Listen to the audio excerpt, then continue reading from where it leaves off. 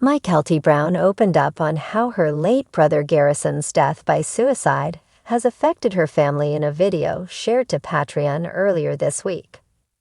The 25-year-old's body was found on Tuesday, March 5, by his younger brother Gabriel, 22, at his Arizona home. Police stated his cause of death appeared to be a self-inflicted gunshot wound.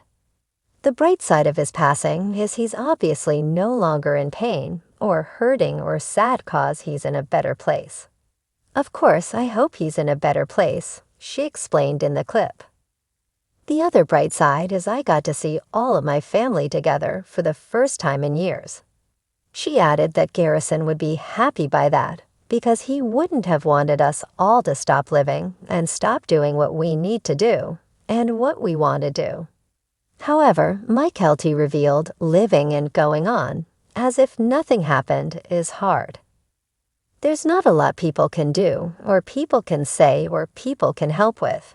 Because ultimately it's just, you kinda gotta go through it, she continued before asking fans to avoid asking her personal questions about Garrison or his funeral, because she will break down crying. Truthfully, it's something I'm not gonna answer questions about anyway, she noted. I think most of my siblings, we've all pretty much agreed that none of our lives are private, really, 'cause the episodes are public and the show. But this is ours. This is private. Mykelti also took to Instagram on Monday, March 11, to share quotes about grief alongside a touching tribute to her brother. But pain's like water. It finds a way to push through any seal. There's no way to stop it. Sometimes you have to let yourself sink inside of it before you can learn how to swim to the surface. She captioned a photo of Garrison and one of his nieces with a quote credited to Kody Kody. She also penned a quote from C.S. Lewis, "To love it all is to be vulnerable. Love anything and your heart will be wrung and possibly broken. My heart breaks for my brother who's no longer with us, but it rejoices knowing he's with his fellow warriors in Valhalla drinking and fighting with Odin," she wrote. I hope he is loving his place amongst the stars. Grief doesn't announce itself with a bang. It arrives quietly, like fog at dawn, creeping in and clouding everything you thought you understood. When Mykelti Brown got the call about her brother Garrison's death, the world stopped.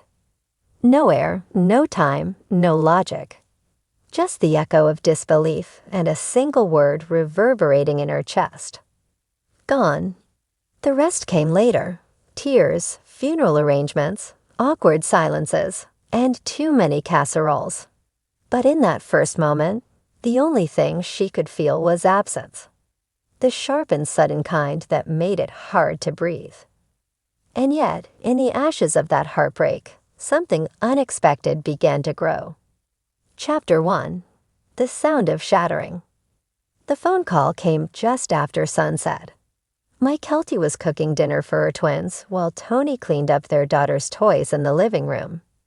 It was Christine's number, and Mykelti answered with a smile, until she heard her mother's voice.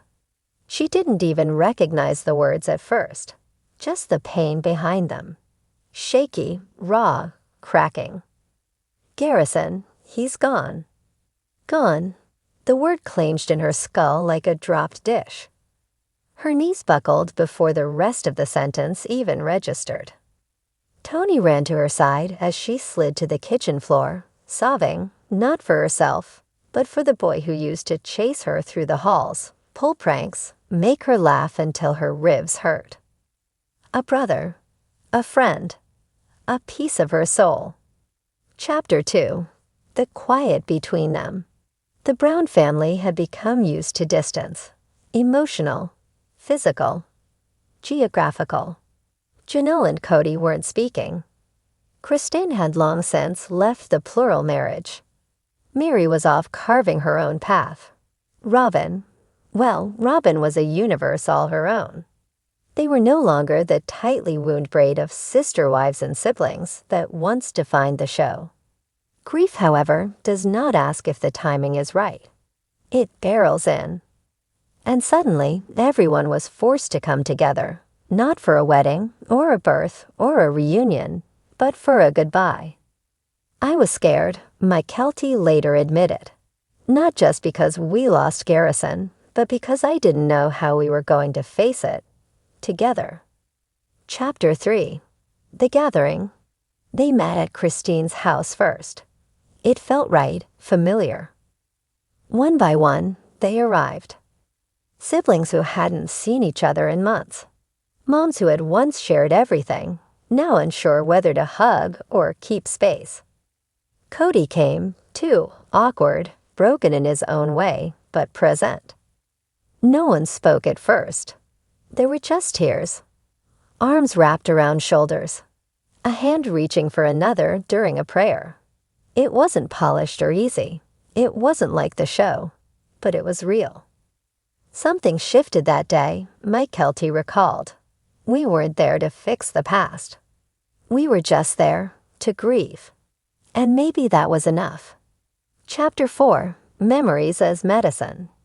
That night, they told stories. Janelle sat beside Christine and passed around photos of Garrison as a toddler, messy face, superhero capes, a wild glint in his eye. Mykelti shared how he used to write her little notes when she was struggling in high school. Peyton made everyone laugh with an embarrassing childhood memory. Even Kody, eyes glassy, whispered how proud he had been of Garrison's independence, his resilience. Robyn didn't say much, but she listened, and when no one else noticed, she quietly wiped away tears. It wasn't perfect. There were awkward pauses and emotional walls that wouldn't crumble in a night. But for the first time in a long time, they were all in the same space, connected by the person they lost, and the love they still shared for him. Chapter 5. The Funeral. Garrison's funeral was small but heartfelt. They kept it private, no cameras, no press, just family, close friends, and the silence of the desert air. Mykelti remembered watching her younger siblings clutch each other, grief written across their faces like open books. She remembered the way Christine held Janelle's hand the entire time. She remembered how Kody stood alone, wiping tears and looking 20 years older. But most of all, she remembered the sun shining just as they began to lower the casket. A golden burst through a cloudy sky. He would have liked that, she whispered. Chapter 6. He would have been happy. After the funeral, they all sat in Christine's backyard, sipping lemonade and eating from paper plates like it was 2012 again. For a few hours, the tension dissolved. Mykelti looked around and realized something she hadn't felt in years. We were together, she said. Not healed. Not perfect. But together. They laughed at old stories. Joked about how Garrison would have hated all the attention. Talked about his stubbornness, his goofy texts, his dreams that were just beginning to take shape. In the middle of it all, Mykelti found herself smiling through tears. He would have been happy, she told her mom. To see this, all of us. Right here. Christine nodded, tears silently sliding down her cheeks. He brought us back. Chapter 7. Grief and Growth. In the weeks that followed, things didn't magically return to how they used to be. But the family text thread became more active. Phone calls came more often. Kody even visited Christine once to check on the kids. No one forced anything. There was no grand reunion arc. But slowly, quietly, they began reaching across the divides that had once felt impossible to bridge. Garrison's death broke us, Mykelti said. But it also cracked open something new. A chance to rebuild, on different terms. She and Tony made a point to visit Janelle more often. Her kids started drawing pictures for Uncle Garrison in heaven. And Mykelti began journaling her memories, not just to preserve his legacy, but to keep him alive in the only way she still could. Chapter 8. Sharing with the World. When Sister Wives approached Mykelti about filming a segment to honor Garrison, she hesitated. "I didn't want to reduce him to a headline," she said, "but I also didn't want him to be forgotten." So she said yes, on her terms. The episode aired with dignity. It included family stories, video clips of Garrison, and heartfelt tributes from the people who loved him most. Mykelti's voice cracked as she spoke directly to the camera. "He brought us joy. He brought us challenge. And in the end, he brought us together again.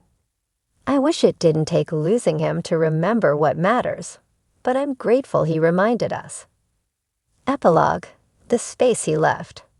Grief doesn't leave, it just changes shape. Some days, Mykelti still cries.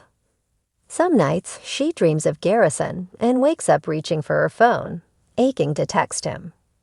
The wound remains, but so does the love. And now, when she thinks of her brother, she also thinks of what came after. Siblings making time for each other, parents showing up even when it's uncomfortable, hearts cracked open enough to let the light back in. "He'll never be here again," she said, "but he's everywhere now. In our laughter, in our unity, in the space he left behind, and in the way we filled it with love.